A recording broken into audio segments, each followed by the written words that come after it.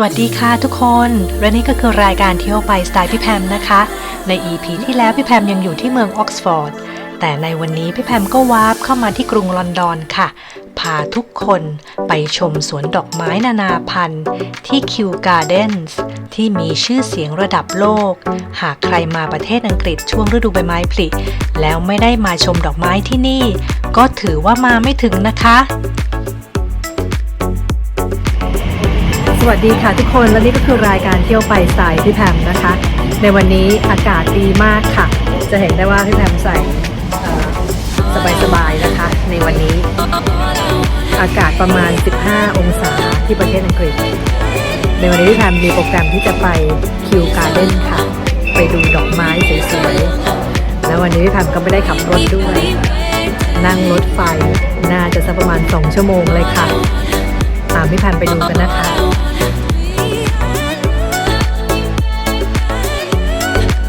ถึงแล้วค่ะไม่มีคิวเลยพี่แพมใช้เวลาประมาณ2ชั่วโมงไปดูกันนะคะเอาละค่ะพี่แพมกำลังเดินตามแผนที่อยู่นะคะที่เห็นอยู่เบื้องหน้าพี่แพมนี่ก็คือ The Palm House ใน Royal Botanic Kew Gardens The Palm House แห่งนี้เก่าแก่มากค่ะสร้างขึ้นในปีค.ศ. 1848 และเป็นสถานที่รักษาพันธุ์ไม้ป่าหายากโครงสร้างเป็นสถาปัตยกรรมแนววิกตอเรียนประกอบไปด้วยกระจกและเหล็กทั้งหมดค่ะที่เราเรียกกันว่าเรือนกระจกนั่นเอง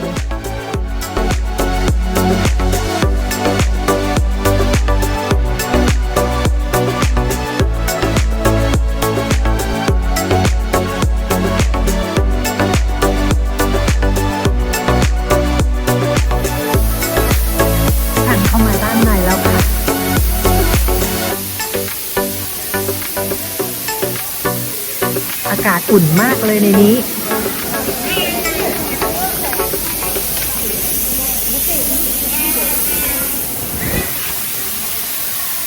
นี่เป็นเหมือนกับเป็น rain forest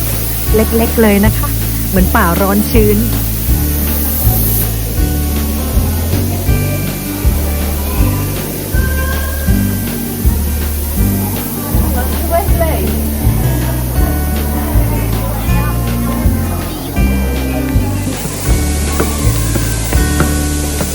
พี่แพมกำลังเดินขึ้นบันไดวนค่ะ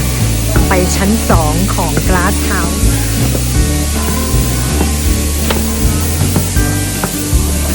ทำไมทุกคลิปจะต้องปีนทุกครั้งเลยพี่แพมกลัวความสูงมาก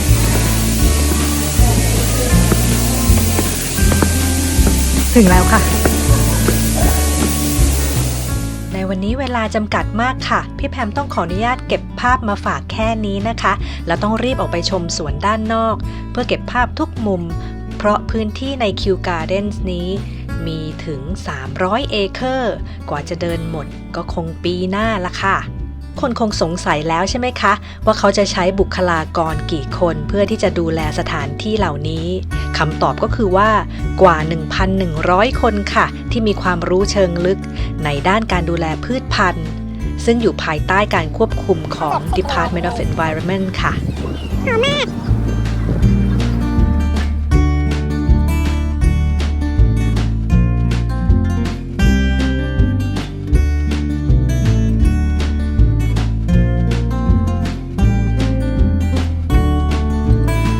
แล้วพี่แพมก็เดินมาถึง The Temperate House นะคะเป็นเหมือนกับ Conservatory ค่ะแต่ว่าเก่าแก่มากตั้งแต่สมัย Victorian นี่ที่อยู่ด้านหลังพี่แพมนี่เลยเดี๋ยวจะกำลังจะเข้าไปด้านในนะคะ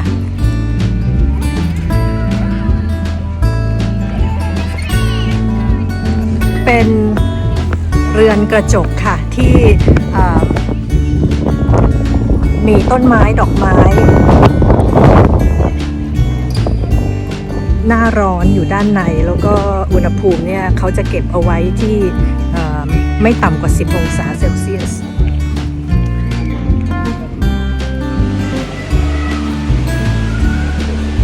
นี่ค่ะคือดอกลำโพง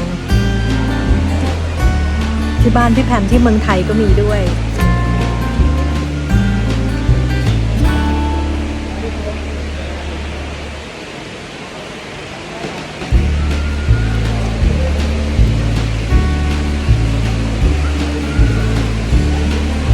มีต้นไม้ดอกไม้โซนเอเชียทั้งนั้นเลยแล้วก็มี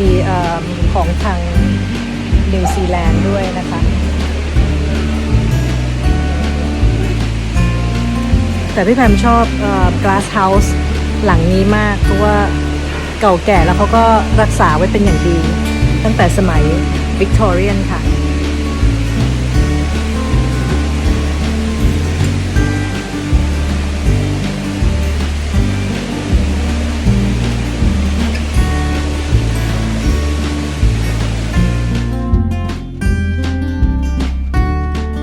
แล้วนี่ก็เป็นเรือนกระจกอีกหลังหนึ่งใน Kew Gardens ที่เรียกว่า Temperate House ถือว่าใหญ่กว่า The Palm House เมื่อสักครู่ที่ทุกคนเห็นถึง2เท่าด้วยกันค่ะและอีกสักครู่พี่แพมก็จะพาทุกคนไปดูดีไซน์ของหลังคาของ Glass House แห่งนี้ที่มีความเป็นวิกตอเรียนมากค่ะคล้ายบ้านขนมปังขิงมีการฉลุลายที่วิจิตรพิสดารมากค่ะเรือนกระจกแห่งนี้ถือเป็นคลังสมบัติความรู้ขนาดใหญ่ของโลกก็ว่าได้ค่ะเพราะมีพันไม้ถึงกว่า 1,500 สายพันธุ์จากทั่วโลกไม่ว่าจะจากทวีปแอฟริกาออสเตรเลียอเมริกาเอเชียแปซิฟิกไอแลนด์นิวซีแลนด์และที่อื่นๆอีกมากมายค่ะแล้วเขาก็จะรักษาอุณหภูมิไม่ให้ต่ำกว่า10องศาเซลเซียสแล้วก็จะมีผู้เชี่ยวชาญหลากหลายแขนงเป็นผู้ดูแลและในขณะนี้พี่แพมก็มาอยู่ด้านบนชั้น2ของ The Temperate House แล้วนะคะคืออยากให้ทุกคนได้ดูถึงความสวยงามของหลังคาเรือนกระจกสไตล์วิกตอเรียนค่ะว่าสง่างามขนาดไหนและพี่แพมก็จะลงไปเก็บภาพดอกไม้สวยๆด้านล่างให้ชมกันอีกรอบทุกคนตามมานะคะ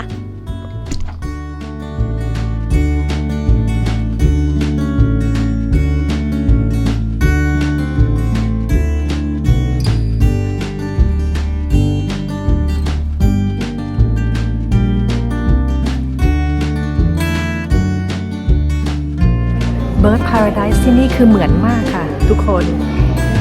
ดูนะคะ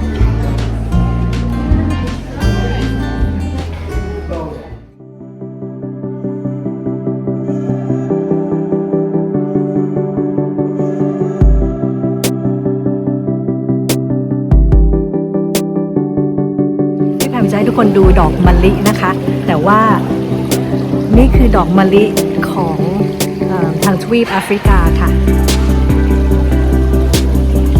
ตอนที่เขาตุ่มๆเขาจะออกเป็นสีชมพูนิดๆนะคะแล้วพอบานขึ้นมาก็จะเป็นสีขาวเหมือนบ้านเรานั่นเอง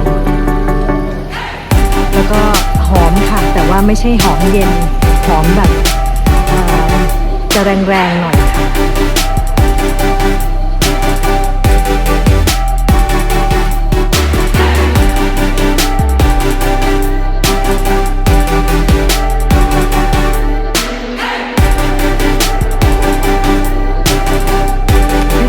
กลิ่นหอมมาแต่ไกลอยากจะดูจังเลยว่าเป็นดอกอะไรน่าจะเป็นเหมือนกับสายน้ำผึ้งบ้านเรานะคะ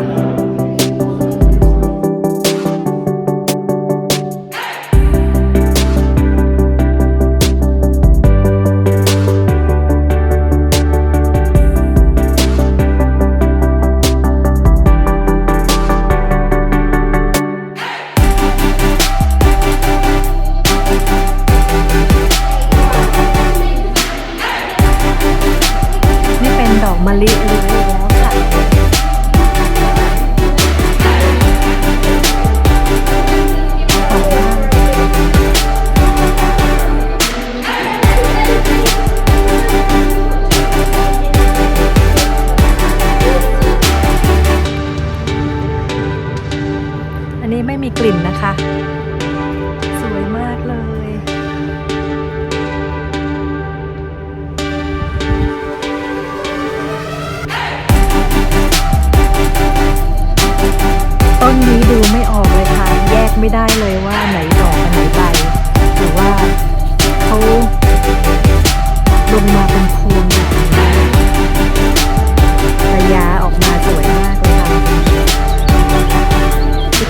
ดูแล้วแหละว่า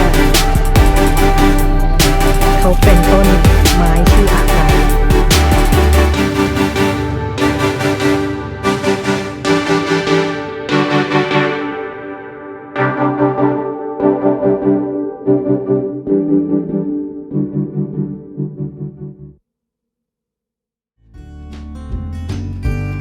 พี่แพมอยากนั่งถ่ายรูปมากค่ะแต่ว่านั่งไม่ไหวเพราะว่าทุกหย่อมหญ้าค่ะมีแต่มูลของห่านเต็มไปหมดเลยก็ได้แค่เดินแล้วก็ชมดอกเดซี่และด้านหลังของพี่แพมก็เป็นเขาเรียกอะไรเป็นคิวพาเลสค่ะเป็นวังของคิวการ์เด้นนะคะเขาเรียกคิวพาเลสพี่แพมคงไม่ได้เข้าไปค่ะคงจะมองอยู่ด้านนอก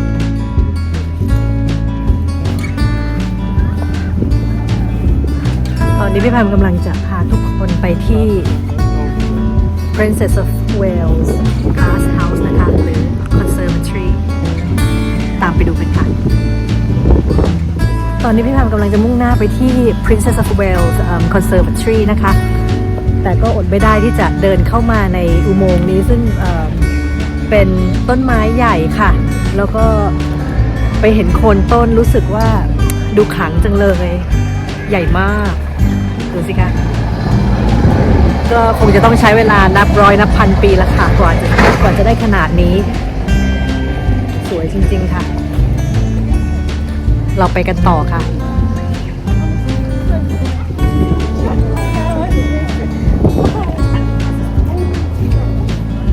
ถึงแล้วค่ะทุกคน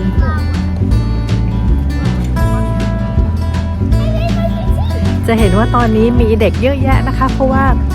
กำลังปิดฮาล์ฟเทอมพอดีประมาณ1 อาทิตย์ทุกคนก็เลยพาเด็กมาวิ่งเล่นกันที่นี่เป็นที่คึกคักมากค่ะพี่แพมจะพาเข้าไปดูเราก็ได้เข้ามาอยู่ใน Princess of Wales Conservatory ซึ่งเป็นเรือนกระจกแห่งสุดท้ายแล้วนะคะที่นี่เป็นเรือนกล้วยไม้ค่ะที่พี่แพมตื่นเต้นมากก็คือเหมือนได้กลับมาบ้านที่นี่จะมีพันไม้เขตร้อนเป็นส่วนใหญ่ค่ะไม่ว่าจะเป็นกล้วยไม้ Bird of Paradise ตะบองเพชรดอกบัวหม้อข้าวมะแกงลิงแทบจะทุกสายพันธุ์ก็ว่าได้ค่ะ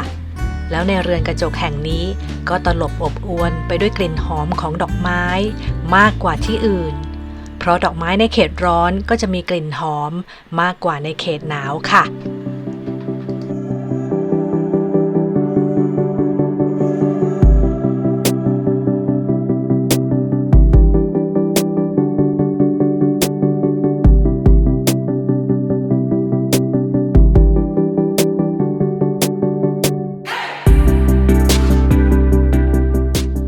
หากท่านใดเตรียมวางแผนที่จะมาคิวการ์เด้นในช่วงนี้พี่แพมก็ขออนุญาตเตือนเลยนะคะว่าหากใครมีโรคประจำตัวแพ้ละอองเกสรกรุณาระวังด้วยนะคะ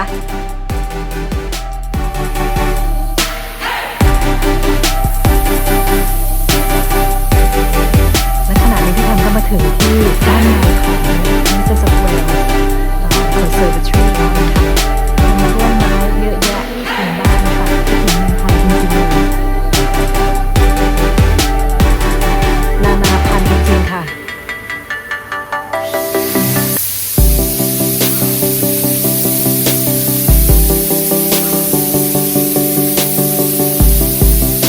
ด้านในนี้เขารวบรวมกล้วยไม้ทุกสายพันธุ์เลยนะคะถ้าเป็นไปได้เนี่ยค่ะ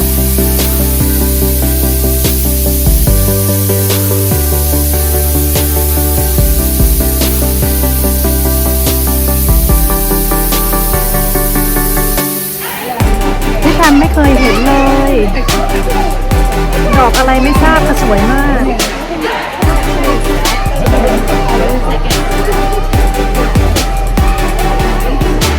เป็นสีมิ้นท์ค่ะ so beautiful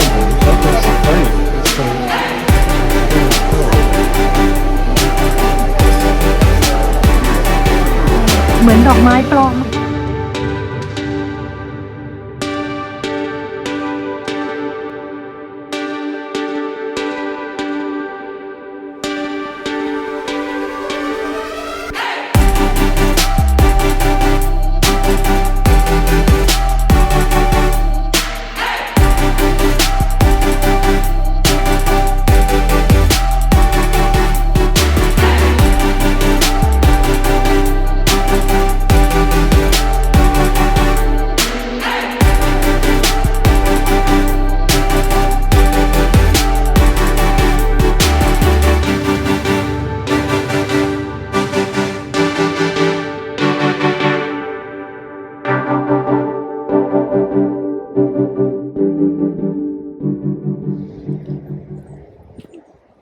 และในวันนี้พี่แพมก็ต้องขออนุญาตจบรายการแต่เพียงเท่านี้ค่ะต้องขอบพระคุณทุกคนที่ติดตามมาโดยตลอดในวันนี้พี่แพมพาทุกคนมาที่คิวการ์เด้นในกรุงลอนดอนค่ะเพื่อให้ทุกคนได้ชมดอกไม้นานาพันธุ์และต้นไม้สวยๆในฤดูใบไม้ผลิแล้วเราพบกัน